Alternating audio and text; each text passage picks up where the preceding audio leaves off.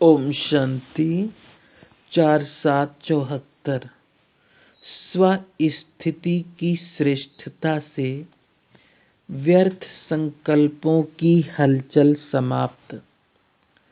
मर्यादा पुरुषोत्तम बनाने वाले अपने संपूर्ण निशाने के नजदीक पहुंचाने वाले व्यर्थ संकल्पों की हलचल समाप्त कर सामर्थ्यवान बनाने वाले और कर्मों की गुह्य गति को जानने वाले भोलेनाथ शिव बाबा बोले, क्या अपने संपूर्ण निशाने के नजदीक पहुंचे हो? क्या निशाने पर पहुंचने की निशानियां दिखाई देती है? क्या संपूर्ण निशाने के नजदीक पहुंचने की निशानी डबल नशा उत्पन्न होता है? पहला नशा है कर्मातीत अर्थात सर्व कर्म बंधनों से मुक्त न्यारे बन प्रकृति द्वारा निमित्त मात्र कर्म कराना। ऐसे कर्मातीत अवस्था का अनुभव होगा। न्यारे बनने का पुरुषार्थ बार बार नहीं करना पड़ेगा, सहज और स्वतः ही अनुभव होगा कि कराने वाला और कराने वाली यह कर्मेंद्रियां स्वयं से है ही अलग। दूसरा नशा है विश्व का मालिक बनने का, कि ऐसे अनुभव करेंगे जैसे कि स्थूल चोला व वस्त्र तैयार हुआ सामने दिखाई दे रहा है और निश्चय होगा कि वस्त्र तैयार है और थोड़े ही समय में उसे धारण करना है।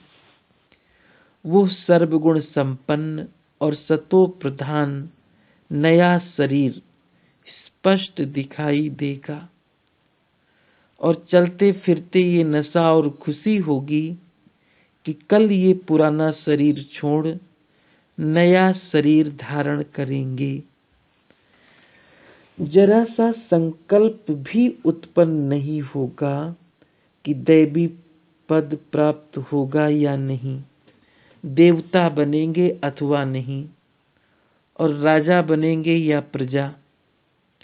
ऐसे संशय का संकल्प भी उत्पन्न नहीं होगा, क्योंकि सामने स्पष्ट दिखाई दे रहा है कि आज हम ये हैं और कल ये होंगे।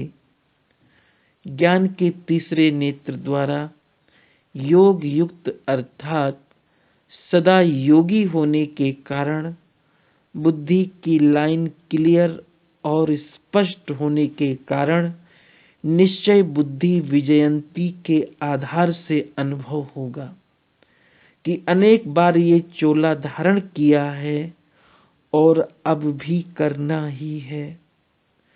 ऐसा अटल विश्वास होगा और स्पष्ट साक्षात्कार होगा।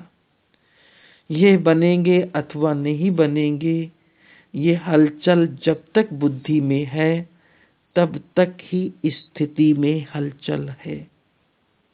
जितना जितना स्वस्थिति श्रेष्ठ स्थिति ज्ञान स्वरूप व आत्मा के सर्वगुणों से संपन्न स्थिति अचल अडोल निरंतर और एक रस होती जाएगी, तो उतने ही संकल्पों की हलचल समाप्त होती जाएगी।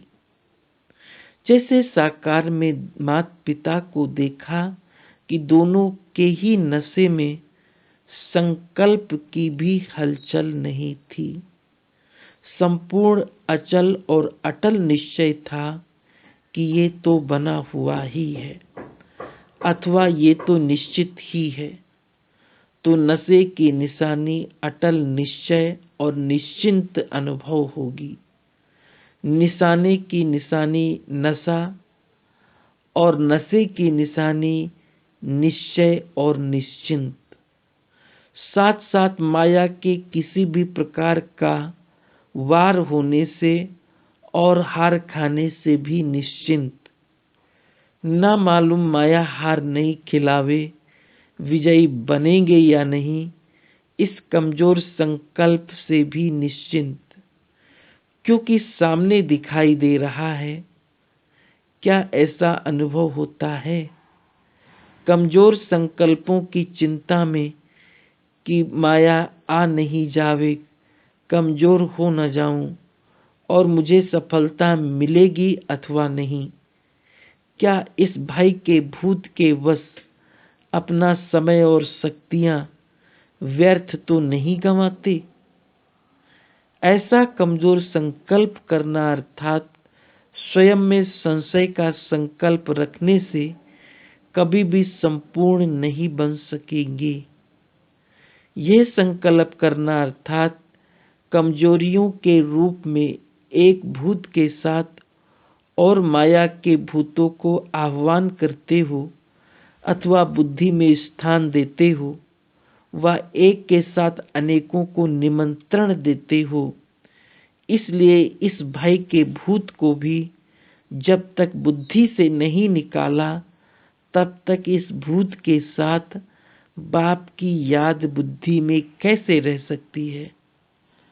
बाप की याद और भूत ये दोनों इकट्ठे निवास नहीं कर सकते। इसलिए कहावत भी है, निश्चय बुद्धि विजयंती। ये निश्चय व स्मृति रखो और समर्थी रखो कि अनेक बार बाप के बने हैं व माया जीत बने हैं, तो अब बनना क्या मुश्किल है? क्या स्मृति स्पष्ट नहीं है कि मुझ श्रेष्ठ आत्मा ने विजयी बनने का पार्ट अनेक बार बजाया है? अगर स्पष्ट स्मृति नहीं है तो इससे सिद्ध है कि बाप के आगे स्वयं को स्पष्ट नहीं किया है। किसी भी कारण से बाप के आगे कुछ छिपाया है तो ये भय का भूत इस कारण से छिपा हुआ है। जो हूं और जैसा हूं वैसा ही बाप का हूं। इस निश्चय में कमी के कारण ये भी निश्चय नहीं कि मैं अनेक बार बना हूं। तो पहले ये चेक करो कि स्वयं को बाप के आगे स्पष्ट किया है अथवा अपने को और बाप को खुश करते हो कि बाप तो जानी जाननहार है, वो तो सब कुछ जानते ही हैं। क्या बाप ये नहीं जानता कि मैं जानता हूँ? विश्व के शिक्षक के भी शिक्षक बनते हो। बाप को विस्मृति हुई है क्या जो बाप को स्मृति दिलाते हो? इसलिए ये एक ईश्वरीय नियम व मर्यादा है कि कोई भी एक मर्यादा का पालन नहीं करते तो वे मर्यादा पुरुषोत्तम नहीं बन सकते। इसलिए कारण का निवारण करो।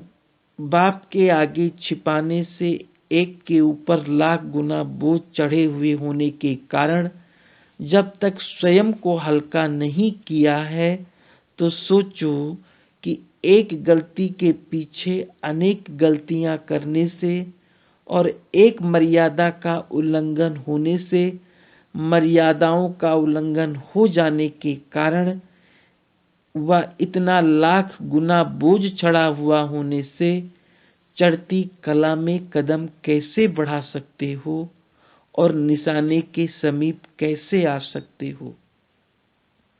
लौकिक दुनिया में भी कोई चीज छिपाने के लिए कौन सा टाइटल दिया जाता है? छोटी सी चीज को छिपाने वाले को चोर की लिस्ट में तो गिनेंगे ना। तो जब तक ऐसे संस्कार हैं, बाप दादा के आगे झूठ बोलना व किसी प्रकार से बात को चला देना, तो मालूम है कि इसका कितना पाप होता है। ऐसे अनेक प्रकार की चरित्र बाप के आगे दिखाते हैं, ऐसे चरित्र दिखाने वाले कभी श्रेष्ठ चरित्रवान नहीं बन सकते। बाप को भोलानाथ समझते हैं ना, इसलिए समझते हैं कि छिप जाएगा और चल जाएगा, लेकिन बाप के रूप में भोलानाथ है। साथ साथ हिसाब किताब चुकतू कराने के समय फिर लाफुल भी है।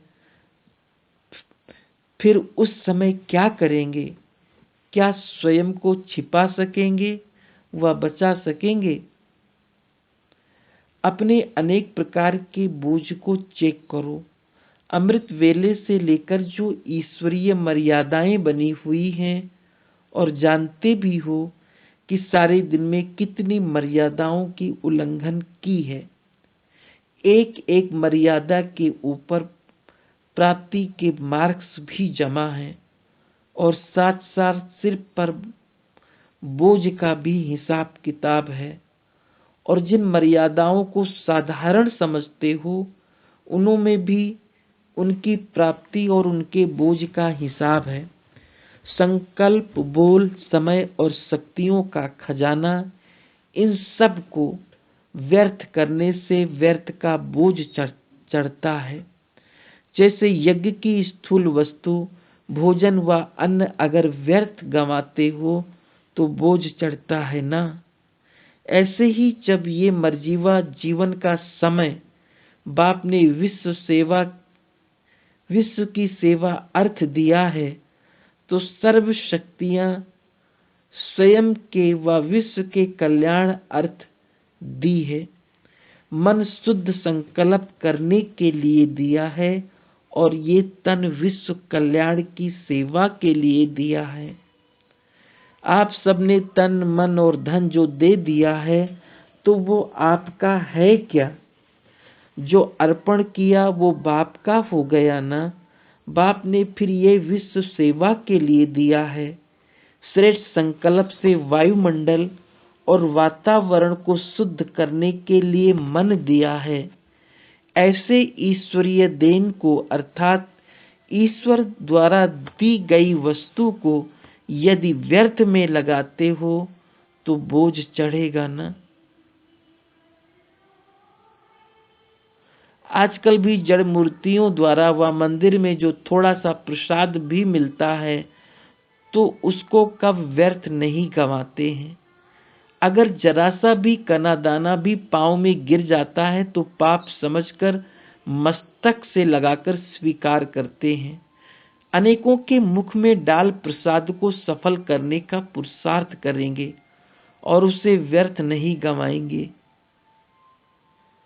ये स्वयं बाप द्वारा मिली हुई जो वस्तु मन व तन परमात्म प्रसाद हो गया, क्या इसको व्यर्थ करने का बोझ नहीं चढ़ेगा?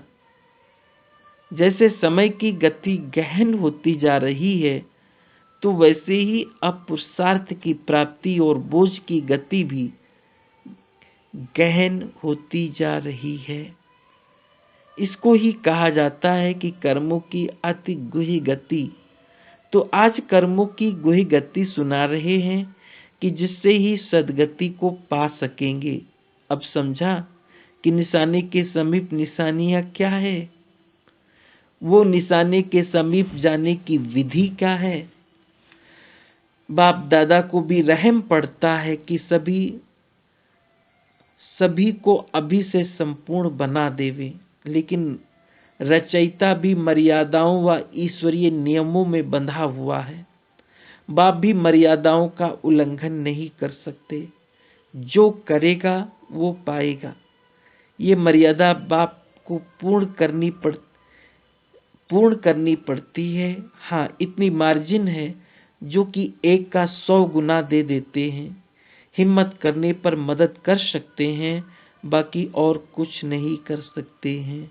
अच्छा, ऐसे हिम्मत और उल्लास में रहने वाले, सदा निश्चय बुद्धि विजयी बनने वाले, निश्चय के समीप पहुंची हुई आत्मा, सदा नशे में रहने वाली आत्माएं, व्यर्थ को समर्थ बनाने वाली आत्माएं, हर सेकंड और हर संकल्प को सफल करने वाली सफलता मूर्त आत्माओं को बाप दादा का याद प्यार, गुड नाइट और नमस्ते।